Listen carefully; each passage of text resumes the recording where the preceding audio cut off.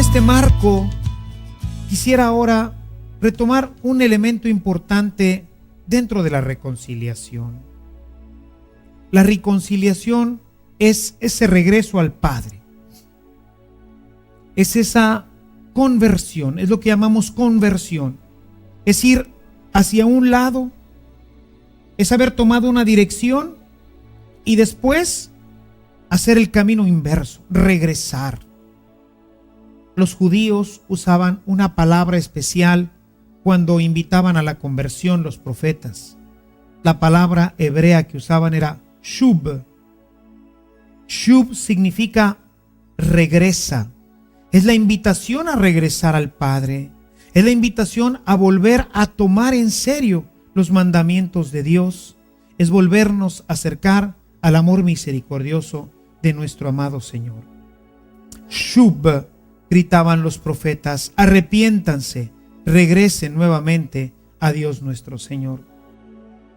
Y este regreso lo hemos ido estructurando un poco en la iglesia para que sea verdaderamente un proceso que nos ayude a una conversión seria, real. Porque a veces simplemente decimos, bueno, sí, me arrepiento, pero realmente no hay esa conversión. Sería como si este muchacho del que hemos estado leyendo, pues hubiera dicho, híjole, ya se me acabó el dinero, déjame ir a casa de mi padre. Papá, ya no tengo dinero, pues préstame tantito, dame del de mi hermano, dame del que dejaste para ti. Y entonces el padre, seguramente que también en esa generosidad que siempre tiene, se le hubiera dado para que éste hubiera regresado nuevamente a despifarrarlo, y así sucesivamente hasta la muerte. La conversión tiene que ser como se dio en este muchacho. Una conversión profunda, una conversión que lo aleje de aquella mala vida, una conversión que le permite entender que en la casa de su padre lo tiene todo. Es cierto, hay reglas, en todas partes hay reglas. Tenemos reglas y hay que cumplirlas. Pero esas reglas son las que nos protegen, son las que nos ayudan a vivir bien. Y por eso en la iglesia, con esta sabiduría que Dios le ha querido dar a su santa iglesia, he estructurado un camino que quizás tú, cuando fuiste pequeño, lo conociste, que eran los pasos para hacer una buena reconciliación. Y estos pasos los encontramos claramente enumerados en este pasaje que acabamos de escuchar. Si tú te fijas en el versículo 17 de este capítulo 15, vas a ver cómo el muchacho en este versículo entra en sí mismo. Quizás tú recordarás que en el catecismo de la iglesia tenemos 5 pasos para hacer una buena reconciliación. El primero de ellos es pues el examen de conciencia, es decir, entrar profundamente dentro de nosotros y descubrir este pecado que nos empuja, que destruye nuestra vida. Tantas veces, hermanos, que vamos simplemente, hay que confesarse si vamos allá con el Padre y llegamos con Él y dígame sus pecados, no me acuerdo. Pues sí, ¿esto qué me indica? Esto me indica que no has pensado, que no has hecho un análisis de tu vida, no has encontrado las áreas en donde el pecado está destruyéndote. Hay que hacer un buen examen de conciencia, y sobre todo cuando tenemos mucho tiempo sin haber participado del sacramento, necesitamos hacerlo, yo les digo siempre, con una guía. Hay muchas guías. Aquí en la página puedes encontrar, en nuestra página de evangelización, puedes encontrar una guía muy perfecta, muy clara, sencilla, con la cual puedes hacer tu examen de conciencia para que, sacando toda la basura, podamos nosotros presentarnos nuevamente ante Dios nuestro Señor. Así como el muchacho, dejando atrás la basura, dejando atrás la comida de los cerdos, dejando atrás la vida de los cerdos, dejando atrás la vida que le quitó la felicidad, pueda nuevamente experimentar la alegría de nuestro Señor. En el versículo 18 vamos a encontrar el arrepentimiento. El muchacho se duele se arrepiente profundamente de haber dejado a su padre. Necesitamos, para que haya una verdadera conversión, que haya un dolor. Y esto necesitamos pedírselo a Dios. Solamente Él puede hacernos ver lo que significa el pecado. Mientras no entendemos lo que es el pecado, es difícil que nosotros podamos entender qué es lo que sucede cuando nosotros pecamos. Cuando pecamos, entendemos que toda nuestra vida se desmorona y lloramos nuestros pecados. Lloramos el haber abandonado al Señor, el haber dejado la casa del Padre, porque entonces y solo entonces comprendemos lo que hemos perdido y el lugar en el que estamos. Solamente cuando Dios nos revela esto, podemos nosotros entender que lejos de Dios nuestra vida estaba condenada y que habíamos perdido las gracias del cielo. El muchacho lo comprende. Y una vez que lo comprende, en el versículo 20, no solamente se queda lamentándose, chihuahua, pues sí, la verdad que he sido un mal muchacho, pero como tanta gente que se da cuenta que ha pecado y que permanece ahí por flojera, por negligencia, por pena, por temor al sacerdote, que me va a decir, seguramente me va a regañar, me va a estrujar.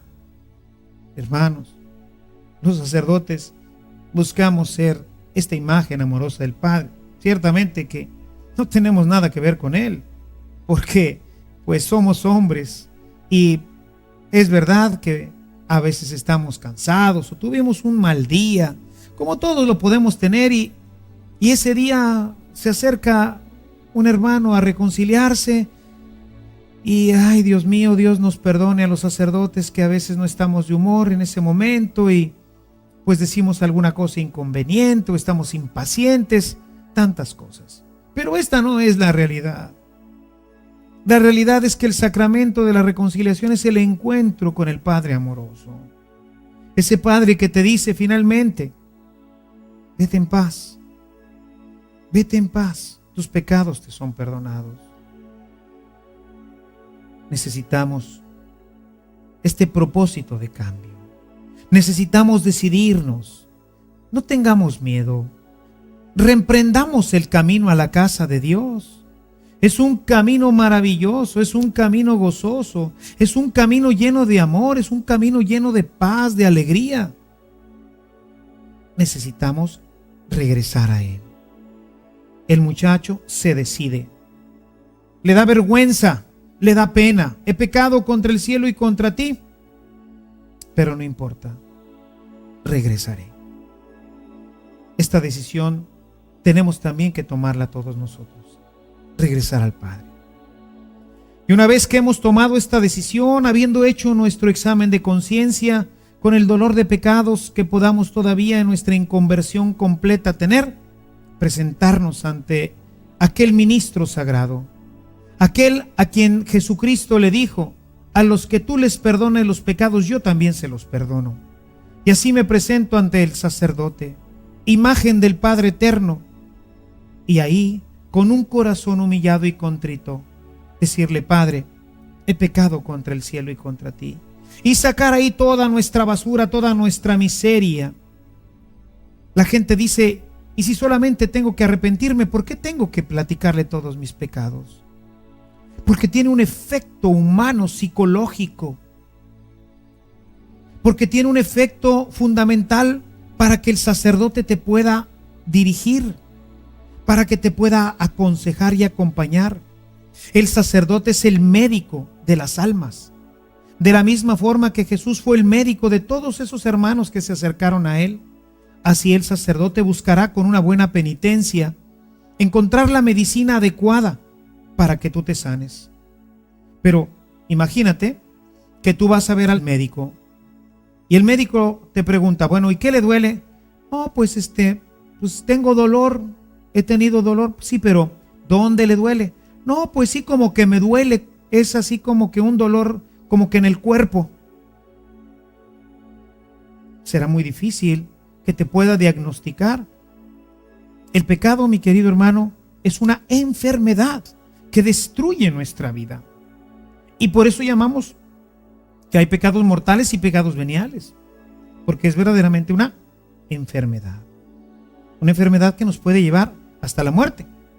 El sacerdote nos da la medicina justa, la medicina adecuada para que nosotros podamos sanar.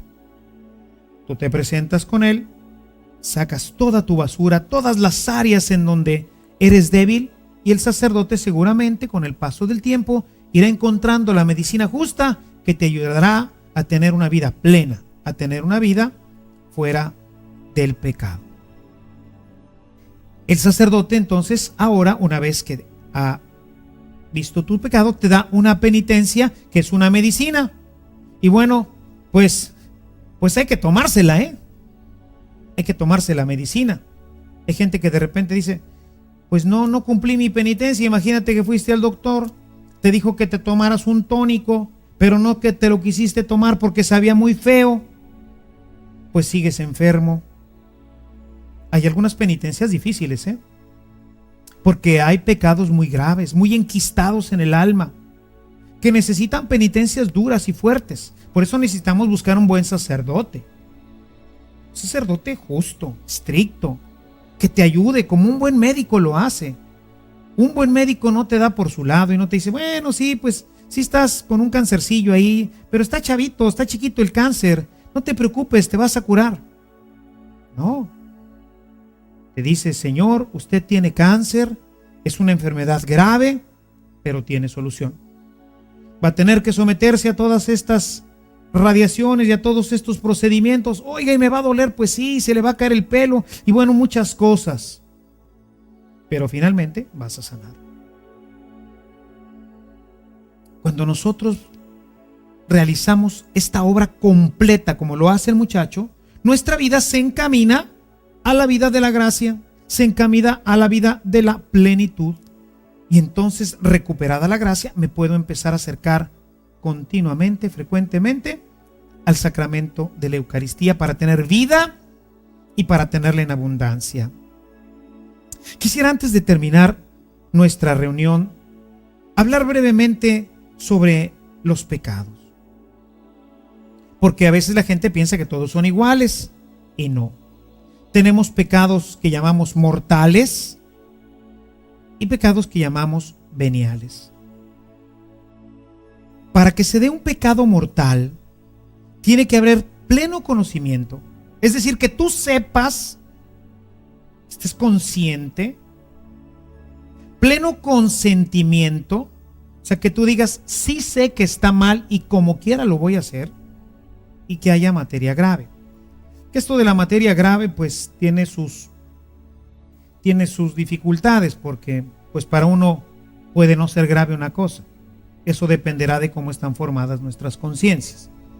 Yo por eso generalmente les digo, basta con que se cumplan estas dos: pleno conocimiento y pleno consentimiento, independientemente de la materia. Si tú sabías que era mal y como quiera lo hiciste, tú pecaste. Porque tendríamos, por ejemplo, un niño. ¿Qué sería la materia grave para un niño? Pues para un niño sería materia grave decirle a su mamá mentiras. Y es algo que pues creo que todos los niños en general hacen. Y si decimos, bueno, pues es una mentirilla blanca, fue nomás para escaparse de ahí de alguna cosa. No, es pecado.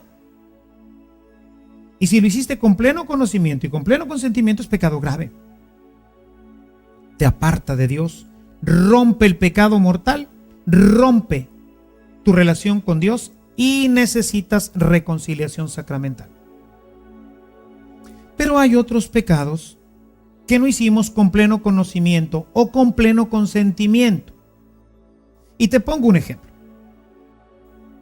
Imagínate que tú vas en el camión.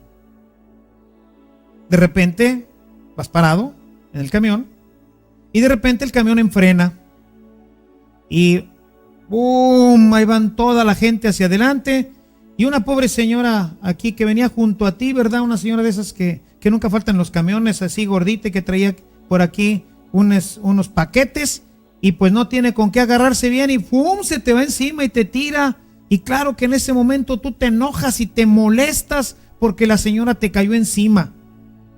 Y entonces te levantas molesto y enojado y le empiezas a llenar de improperios. Señora, ¿qué? Pero en ese momento dices, ay, esto fue un accidente. No, señora, perdóneme, discúlpeme. Le ayudas también a levantarse. ¿Tú no querías ofender a la señora? ¿Tú no habías planeado ofender a la señora? ¿No fue algo que tú premeditadamente sabías y tenías conciencia de ello? ¿Pecaste? Sí, ya le dijiste 2, 3 cosas inconvenientes a esta pobre señora. Pues hay que pedirle perdón. Perdóneme, señora, lo siento mucho. Pedirle perdón al Señor. Señor, cuida mis labios, ya ves cómo soy de bocón. Ayúdame, ten misericordia de mí. Una oración bien hecha, un acto de contrición bien sentido, cancela completamente el pecado venial. Es benigno, no nos lleva a la muerte, como dice el evangelista San Juan en su primera carta. Hay pecados que llevan a la muerte y pecados que no nos llevan a la muerte. Todos son pecado y todos yo siempre te recomiendo que los pongas delante de un sacerdote, aún los veniales, porque todos se enfermarán tarde o temprano, más o menos tu alma. No porque tengo gripa ya no le voy a hacer caso, ¿o no? Claro que no es lo mismo que tener una neumonía, pero las neumonías muchas veces empiezan con una gripa mal cuidada. La persona que es displicente, las personas que no tienen cuidado de su alma y que dicen, no, son pecadillos, mentirillas, cosillas como esta que te platico, esa gente poco a poco empezará a enturbiar su alma y terminará cometiendo faltas realmente muy graves. Y finalmente hay un pecado que llamamos el pecado que es habitual. Es un pecado en el que yo me meto y en el que no quiero o no puedo salir. Por ejemplo, gente que se mete pues a las drogas, a la pornografía. Son pecados habituales. Pensemos, por ejemplo, en una prostituta.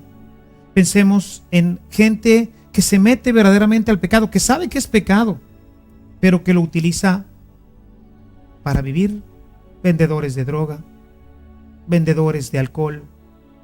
Toda esa gente sabe que le está haciendo mucho mal a su prójimo y sin embargo ahí permanece. Se llaman pecados habituales. Y estos pecados habituales no se pueden perdonar. ¿Por qué? Porque no hay un arrepentimiento. Si yo soy una mujer prostituta, pues no puedo irme a confesar para en la tarde, llego a misa, comulgo y en la noche me vuelvo a meter a trabajar en esta profesión. No lo puedo hacer. Se llama un pecado habitual y hasta que no haya un proceso realmente de conversión, el pecado queda sin perdonarse, porque no hay arrepentimiento. Otro de los elementos, otro de los casos, es cuando una persona que ya estuvo casada anteriormente se casa con otra persona, o cuando dos personas simplemente se ponen a vivir juntas como marido y mujer.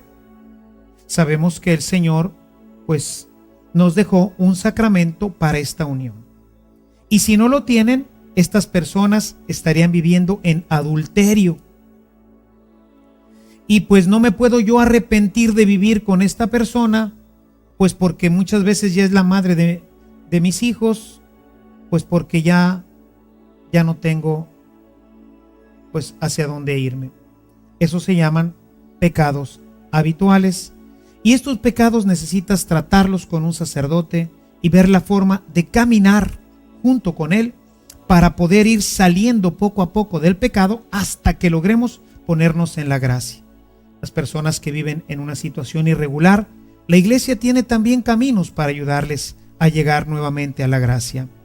Aquí, si tú que me estás viendo estás en alguna de estas situaciones, te invito a que busques al sacerdote de tu comunidad.